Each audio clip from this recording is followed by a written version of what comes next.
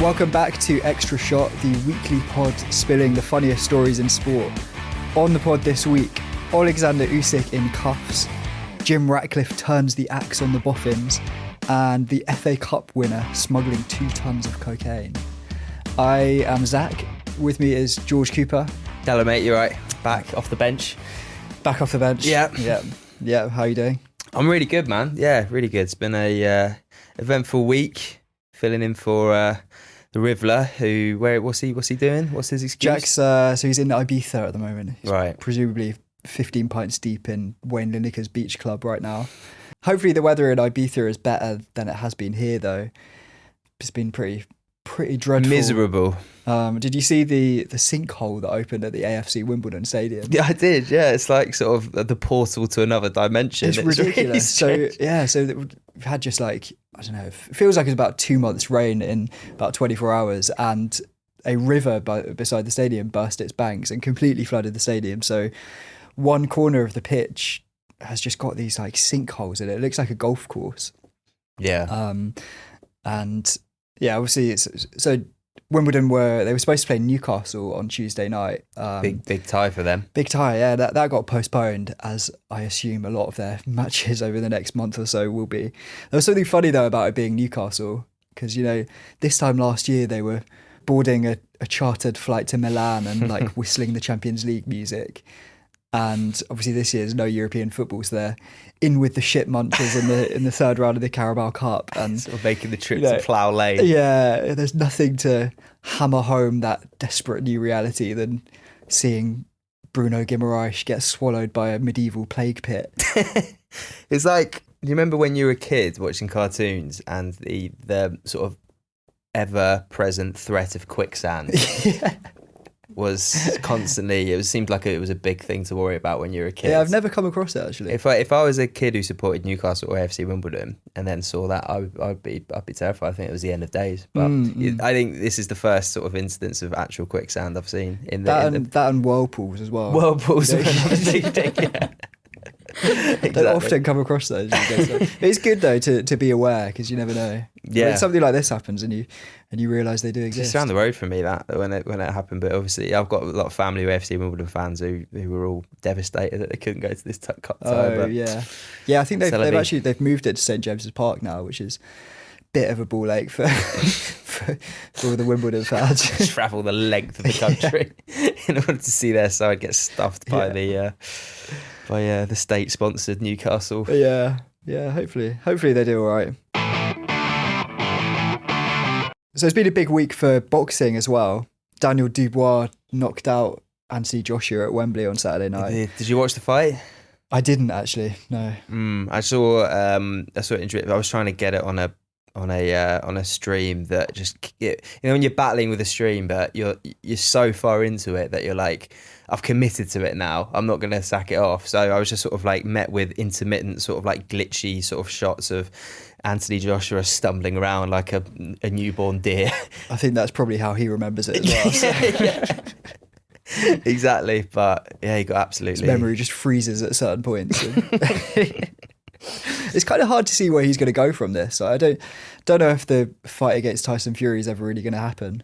I think that would be the swan song, really, isn't it? Is because he's already had one comeback, but after he lost to Ruiz, wasn't it? Was it the Mexican fighter? And then everyone was like, "Oh, he's done." And then he's had a resurgence since then, and then he obviously lost in the way that he did. But I think the Tyson Fury fight will happen. Do you reckon? So it's less of an occasion now. It would have been the biggest fight in British boxing history, whereas now it's just going to be another. Well, it will still be a huge fight, but it's not got quite the same magnitude. Yeah, because you see, Tyson was ringside for it, and at the end of the fight, he turned to the cameras and was like, "That's cost me 150 million, the silly cunt." What is his like? It kind of makes it sound like it's not going to happen. I don't know. Either that or Fury had put a bet on AJ to win and then subsequently lost. But yeah, it could be that. I'll bet every pound I've got. See, a lot of the build-up for the fight centred around Dubois being this like quite calm, collected character. He doesn't really buy into the hype and the bravado of boxing too much. He's not really into the partying, the whole like celebrity lifestyle like AJ is. So I was reading about him. Apparently he's never tasted alcohol. He doesn't even have internet on his phone because his dad warned him about having phones when he was a kid. Fair. To be honest, having looked into him a bit more, I think keeping him off Angry Birds was probably the most sane thing his dad did. So Daniel Dubois and his three siblings are all boxers. His dad homeschooled them, and I say homeschooled, it sounds more like some sort of boxing gulag that he tormented them with. So apparently Daniel's hands are permanently marked because his dad made him do 3 to 5 hours of press-ups every day. What? And refused on his knuckles? on his knuckles, and refused to give him any food or water until he'd finished. Pretty barbaric. Apparently the neighbours called the police one time because they saw him relentlessly like running laps around their estate. And I don't know. What child services were alerted? Yeah, they were. So he says that they were homeschooled, but Doesn't sound like other anything other than PE sort of happening within that syllabus. Yeah, I don't know if chemistry is just making like raw egg and creatine smoothies. Yeah, it's like he claims to be doing this where every single lesson somehow relates back to just being a champion fighter, becoming a boxer. Biology, they just have to like identify where the pancreas is and then just like pummel a mannequin until it's. I don't know. English is just sort of like writing trash talk. Yeah. I think, to be honest, like if you analyse some of like Muhammad Ali's trash talk or his kind of poetry, really. Yeah, absolutely. Float like a butterfly, sting like a bee. Yeah. Is Dubois coming out with such lines? He doesn't seem. I don't think so. No, he's pretty stoic. Yeah. I think like his promoter, Frank Warren, was saying that they're trying to like bring him out of his shell a little bit more. Actually, front row for the fight as well was Usyk. He actually almost didn't make the fight at all. So this is a story that we missed last week. So Usyk was arrested last week at Krakow airport after getting into an argument with the Ryanair gate staff while he was trying to board a flight. But Usyk's flying Ryanair? Yeah. He's like the heavyweight champion of the world. Like, surely he's got a private jet. Yeah, surely he's like on a private jet just eating caviar and like stroking his pet liger. Do you think that's because he's, Ukrainian man of the people, he just refuses to get swept up into this kind of champagne lifestyle? Or I don't know, yeah, it's strange. Does seem odd. Or maybe that was just the only flight available. So, yeah, I think he was going to Greece somewhere. So he's flying Ryanair for some reason and gets into an argument with the check-in staff. And, the passengers are probably looking at him wondering whether he's, quibbling over the €60 fee to print his boarding pass or trying to wangle himself a bit of extra leg room. But it turns out that they'd actually refused boarding to his chauffeur after seeing the guy slumped against a wall at the gate. And, at the Ryanair check-in desk at Krakow airport, that's probably quite a common sight. So they probably thought he was just another stag do victim who'd been peeled off a strip club floor and sent to the airport. But turns out that the poor bloke had actually driven 12 hours through the night to get Usyk to the airport and had then fallen asleep standing up in the queue. Oh, it's a horrible feeling when you're like that tired, where you're just sort of like nodding, like But yeah, I'm not surprised he would have looked like he was absolutely fucked. Yeah. If you were on a Ryanair flight and Usyk was on your row, you would be like, you'd think, is that Usyk? But then you'd be like, nah, of course it's not. Yeah. Do you know what I mean? You'd be like, that's obviously not Usyk. I'm on a fucking Ryanair flight. Like, You're why just like crammed into your seat in the middle with this like 6'6" it's just heavyweight boxer. It's like Ukrainian that's champion. Probably, it can't be him. Yeah, I don't know. In my mind, like, if you're a professional sportsman, you just have access to a private jet. Yeah. But it's probably not the case. Yeah, it's probably not the case. But I mean, I'd have thought Usyk would, like heavyweight champion of the world. Yeah, I've noticed he has had a bit of a glow up since beating Fury. Like before, he had his long rat's tail, didn't he? Yeah. And like he just looked like he's just come from Kiev, like the streets of Kiev. Whereas now he's got some little designer shades going. He's got a couple of brand link ups. It looks like. Yeah, exactly. Yeah. So anyway, he was on this Ryanair flight and the police turned up at the check-in desk when he got into an argument, and he ended up being led away in cuffs. And it took an intervention from none other than Ukrainian Prime Minister Volodymyr Zelensky to get him released. Which, to be honest, surely Zelensky's got better things to do. I was about to say, like, he's worrying about fucking defending the Donbass. Yeah. Like, he's not getting off his compatriot onto a Ryanair flight. Yeah, I'm just picturing him like breaking off talks with Olaf Scholz about, getting a delivery of Taurus missiles to wait on hold to Ryanair about a boxer who'd been arrested at the airport. Like, do you reckon Usyk's got a direct line to Zelensky? Like, I'm trying to think, like, how else is the order coming down from the very top to let him off? Actually, while we're on the subject of boxing, I saw a quote from Jake Paul this week, the influencer, who said, "Without boxing, I would be dead or in jail," which, it makes Jake Paul sound like some like battle-scarred street fighter with like a teardrop tattoo in like a backstreet Baltimore sparring gym. But, it'll be slightly easier to believe if Jake Paul's pre-boxing career hadn't consisted of dressing up in a unicorn onesie and doing dance battles on YouTube with his brother. Where's Jake Paul from? He's not from I think he's the from back streets of Detroit.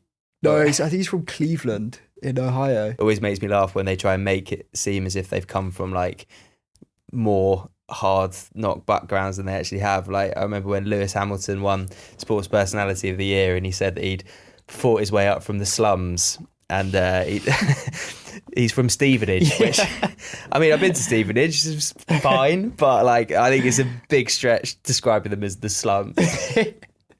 And I think Jake Paul is going for a similar kind of thing. Yeah, I'm pretty sure I've seen a picture of Lewis Hamilton's house. It looks like Privet Drive in Harry Potter, where the Dursleys live. It's just like suburbia. Yeah, it's like 2 up, 2 down. Like, fine. It's not the hood. No, far from it. Good on Jake Paul. Yeah. So it seems like barely a day goes by without another emaciated victim emerging from the dungeon of austerity era Man United. So we talked a few weeks ago about how Jim Ratcliffe was scrapping the free lunch boxes that were traditionally given to Man United's matchday staff, and instead demanding they feed themselves by picking through the leftovers of the corporate buffets. He was just like imagining the plate of sandwiches has been left out of the office and they're sort of like curling up from the sides. So anyway, I think since then, Jim Ratcliffe's probably been down Salford car boot sale flogging the office photocopiers. But this week he headed into the dusty bowels of Old Trafford to deliver his latest round of cuts. So squirreled away somewhere deep in the archive, he found the bookish club historian Cliff Butler. He's presumably just like polishing George Best's favourite hip flask, or just like firing out hourly tweets about the 1999 treble. He sounds like a lovely, cuddly figure. By all imagine, accounts, he's a lovely man. He's imagining some like half moon spectacles and sort of moth-eaten corduroy, and he sounds lovely. With a name like Cliff Butler as well, he's got to be a lovely man. Yeah, of course. He's been at the club for 40 years apparently. Wow. But 6 months with Jim Ratcliffe as a He's been on the chopping block. He's on the chopping block. Yeah, no. He's out the door. Do you think that's because Jim Ratcliffe anticipates it's going to be a tough few years for United and just wants it erased from the history books? So if you get rid of the historian, then no one will remember this period of our history. Yeah. And while you're at it, before you go, while you're leaving your notice period, you wouldn't mind just erasing sort of like post-Fergie era? Anything post-Fergie, yeah. Yeah. Just tearing it out of the archives. Don't think that's how it works, Jim. Yeah. So who else is under threat under Sir Jim's 5-year plan, Stalin-esque rule? Yeah. So after handing the long-serving boffin his P45, Jim turned his attentions to the club's beloved kit man, who has been axed as well. I mean, like, I can sort of understand that, the club historian, I mean, I doubt the club historian is on their salary. You could pay for the club historians the next 5 years of the service with 1 week of Anthony's wages. Yeah, like sure. it's madness. But like the kit man, like surely that's an essential part of the operation of a football team. Like, will they expect everyone to like wash their own kit? Like, what's going to happen they're going there? to be coming out in like Primark red t-shirts next season. Yeah, all I'm just mismatched. Imagining the sort of like the musty, the big bag of kits. It's like when you forget your PE kit at school. And you got to dip into the You've got one of Angel Di Maria's old socks. Tyrell Malacia coming out in one of Ibrahimovic's old shirts. It's like 4 sizes too big. Yeah. Surely can't musty smell. Can't be doing away with the kit man. Yeah, Crazy. apparently so. He then rounded off his firing spree with the beloved comms officer John Allen, who apparently has been there for 25 years. And Ratcliffe actually wheeled out Eric Ten Hag to present John with a shirt with 25 on the back. Sort of really like Ten Hag looks really apologetic. Yeah.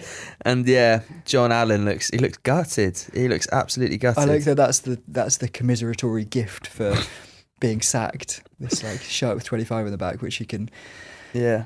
I wonder who sorted out that shirt because the kit man's gone as well. True.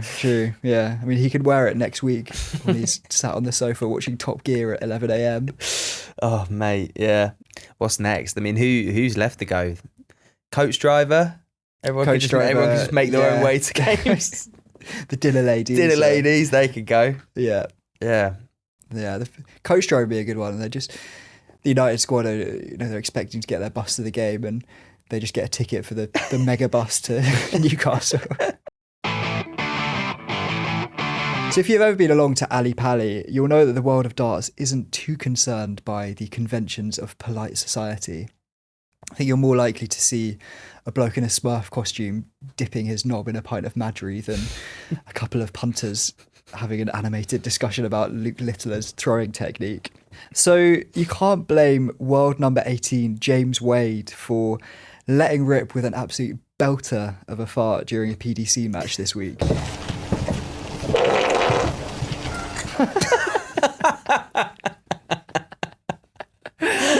Let's have it again. It's so wet. That's horrible. Oh, fuck's sake. It's the way... It's like a proper like dad fart. It's a real wet one. It's also the way he sort of stops and crouches down slowly, like puts his arms out to the side and like clenches his butt cheeks. It's just so brazen, isn't it? It's like it wasn't a little kind of like it's sort of escaped and sorry about that. Like didn't mean to. He knew what he was doing. He knew what he was doing. Yeah. Do you reckon that was a method that he uses to psych out his opponent? Maybe, yeah. But unfortunately for James, it was being streamed live. And did he know that? I don't know. I assume he probably did. It's like he's world number 18. It's like a decent level. Don't seem to be too many fans there, so I'm not sure where the tournament was taking place. But anyway, it was streamed live, and fans were quick to label it not only a fart but a shart. Oh dear. So they were claiming that he'd also shat himself, which I don't know whether or not he did. It's hard to tell. Obviously, he's wearing trousers. But, in this situation, you can do two things. You can, deny the shart but own the fart, which I think will probably have gone down quite well with darts fans. James, though, took the other option and released an official statement on the matter. So he said, "I feel I must address the situation following my run to the semi-finals today. Footage has emerged of me doing what appears to be a shart at the end of one of my matches. It was actually the Velcro on my new trainers. Oh, fuck off! No. I now consider this matter put to bed as I don't wish to talk about it again." What's really funny is that the use of the word shart within an official statement as well. He puts it in speech marks. Inverted comments. Like surely fart would do in that circumstance. It's the way what footage has emerged of me doing what appears to be a shart. It sounds like a politician who's been caught dogging on Wimbledon Common. But it's like Also, it's so obvious, unless the footage is doctored, like it's so obvious that that's not Velcro. There's not Velcro. That is 100% a fart. Yeah, fart or shart, that remains to be determined. However, there is at least been a fart there. Yeah. And you should 100% just own it. It looks way worse, as you said, it looks way worse if you try and sort of like... And also, it's the body language that goes with it. Like, the way he puts his arms out, lowers his buttocks, bends his knees, and then this arm comes out. There's no denying it. Oh dear. Wasn't there another snooker player called Big Bill who famously used to like sink 18 pints during a match? Yeah. At least 1 pint per frame. And he famously let one rip at the Crucible. And then apparently it was so loud, because he was obviously sort of like leaning over to get the shot, that the whole Crucible just sort of like fell into stunned silence. And apparently he looked around and just went, "Who was that?" afterwards. And then everyone just burst out laughing. Like, that's the way you do it. You got to own it, you know? Yeah, that's the thing. Like, I feel like this James Wade, the darts player, like, he could have, if he just owned it, like, the boys at Ali Pali would have loved it. Yeah. Actually, one place that sharting in public probably wouldn't go down too well is Singapore. You could also get fined there for forgetting to flush the toilet. I think chewing gum is illegal over there. But yeah, it's pretty draconian. But Singapore was hosting an F1 race this weekend, and Max Verstappen made the unforgivable mistake of swearing during a press conference. So it was after qualifying, and he came in, and I think he'd had a bit of a tough time, and he said the car was fucked, and was then summoned to a meeting with the stewards, and the FIA ordered him to undergo a work of public interest to repent for it. So basically community service. And he then emerged his next press conference, and in protest he refused to answer any of the questions. Just sort of, what, it was just, did he complete silence, or was he just giving he was giving answers? one-word answers. I think you have to answer the questions. There was an NFL player, used to play for the Seattle Seahawks, called Marshawn Lynch. Have you heard of him? Sort of like NFL legends. He was a real character, and he used to get banned for all sorts of stuff, and then like subsequently just would not play ball with whatever punishment was sanctioned against him. So they'd wheel him out to like do these post-match press conferences, and he used to be so awkward and give just like the most just difficult responses. I think we've got a clip of one particular incident where he's like basically just saying, "I'm only here because I don't want to be fined," and he answers every question in the press conference just, "I'm only here because I don't want to get fined." Hey, I'm just here so I don't get fined, so y'all can sit here and ask me all the questions y'all want to. I'm going to answer with the same answer, so y'all can shoot if y'all please. I'm here so I won't get fined. I'm here so I won't get fined. I'm here so I won't get fined. I'm here so I won't get fined. I'm here so I won't get fined. I'm just here so I won't get fined. Hey, I'm here so I won't get fined. I'm here so I won't get fined. I'm here so I won't get fined. I'm just here so I won't get fined. I'm just here so I won't get fined. I wonder how he'll be doing his community service. I don't know what he's going to end up doing. What are the standard community service? Litter pickings one? Litter picking. Well, you wouldn't need to do that in Singapore. It'd be a fool's errand. Yeah, true.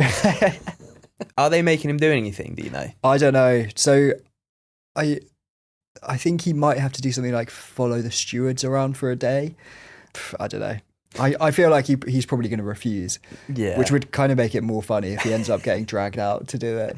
Also, it's mad how like the FIA have that power to like impose that kind of punishment over him. Like, surely they don't. Yeah, I mean, to be honest, it's quite ridiculous that he's even been given community service for swearing once in an interview.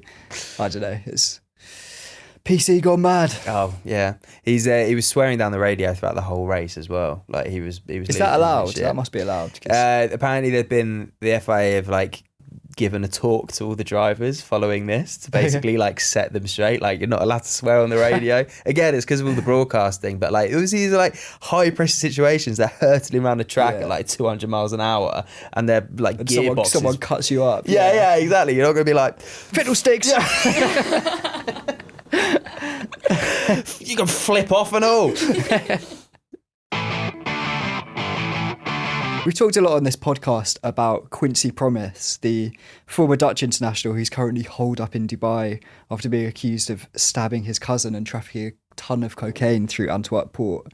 So he's now signed for a team in Dubai's second tier, and we're eagerly awaiting updates from him.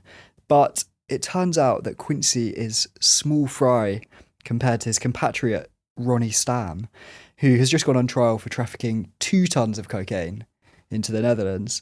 So you might remember Ronnie, he played for Wigan in the Premier League. He was actually part of their FA Cup winning side in 2013.